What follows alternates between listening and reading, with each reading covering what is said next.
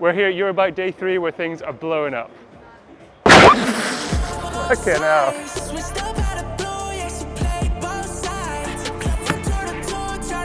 This bike may look kind of familiar, but it's made by Stablead, who you may not have heard of.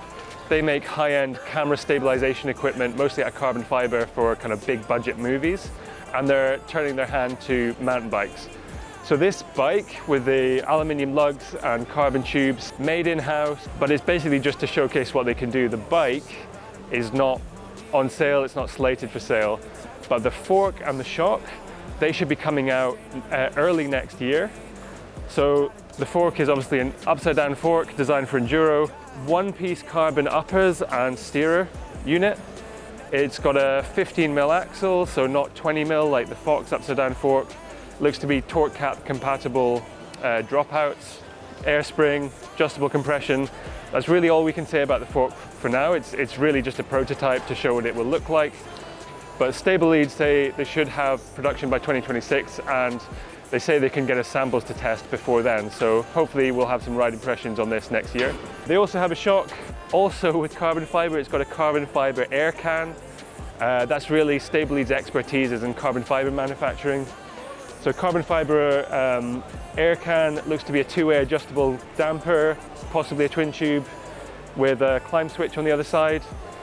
That's really all we know about these products so far, but pretty interesting looking product on a kind of crazy looking bike.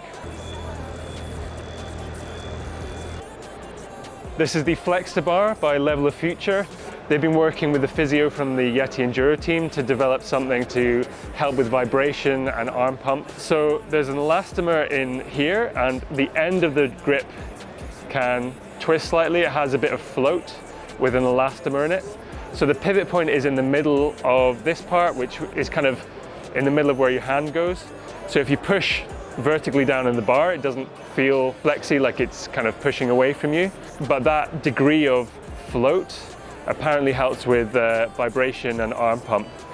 So you can adjust the elastomers inside here to adjust how stiff it is. They will provide a bar in the correct width for you so that that pivot point remains in the right position. And yeah, the idea is to reduce hand pain and deal with high frequency vibrations. They make their own bar, or they will make their own bar, but the long-term goal is for this to be licensed to other handlebar manufacturers, a little bit like MIPS.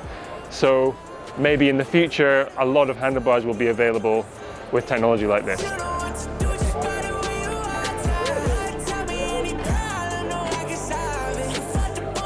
This is the Mahle Airbag System, made in Germany. They say you can use it with mountain biking.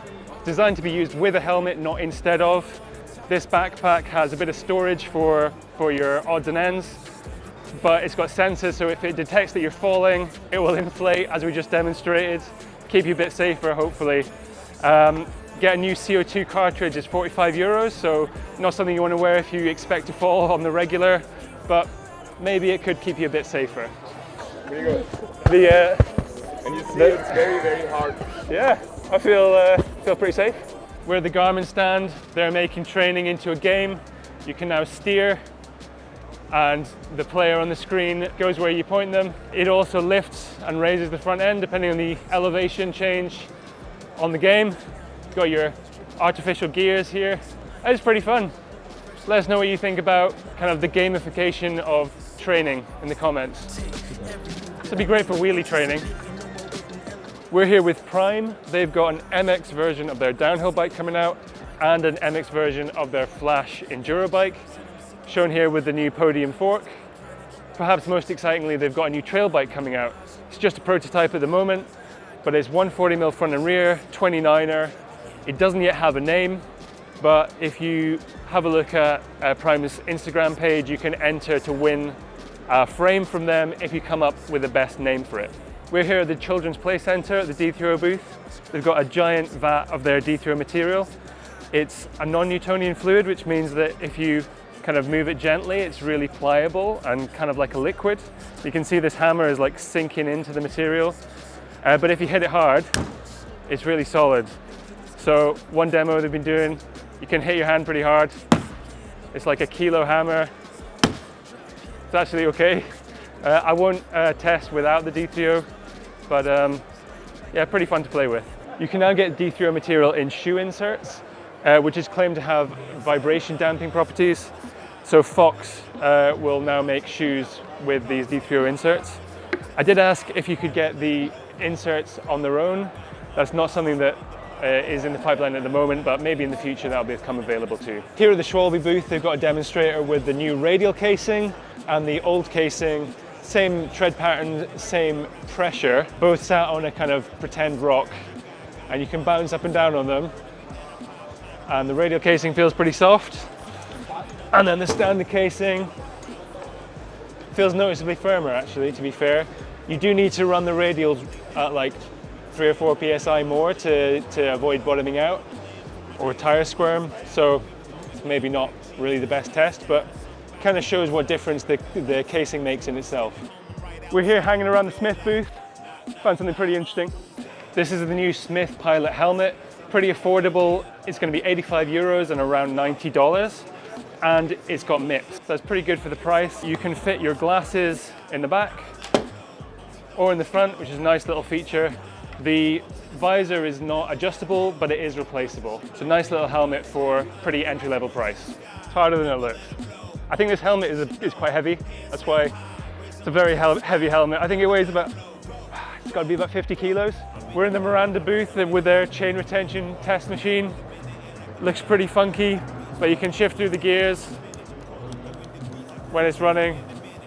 It seems to stay on. It's kind of to show off their T-shaped and kind of shark fin shaped chainring teeth profile. There's yet another high power e-bike drive unit manufacturer on the scene. This is Mahle with their 105 Newton meter motor with 850 watts of peak output. Here it is on one of the first bikes to be designed with the drive unit. This is called an Abums. It's from Spain. Pretty small manufacturer made of steel, but I suspect this motor will be seen on more and more bikes in the future. We're here with Owuru with their new e-bike drive unit, and it's an eCVT, so a continuously variable transmission. So it incorporates an electric motor and gearing in one, like a motor gearbox unit, but rather than having discrete stepped gears, it's a continuous range of gears, anywhere from 1-to-1, where the chainring spins at the same RPM as the crank, all the way up to 5-to-1, so the chainring spins 5 times faster than the crank. So it's a 500% gearing range. It achieves that with 2 electric motors that work together, and by varying the speeds with a precise algorithm, that gives you that range of gearing adjust whilst also providing the assistance. So it's a pretty complicated system, quite hard to explain, but basically it will vary the gearing ratio between your cranks and the chainring in a continuous fashion, and it can do that automatically.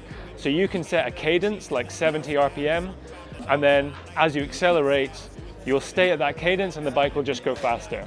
It's quite interesting to ride. Here at the booth of Avinox, the drive unit manufacturer, they've now flown the nest from DJI and they're supplying motors to a whole range of companies, including Amflow, the original one.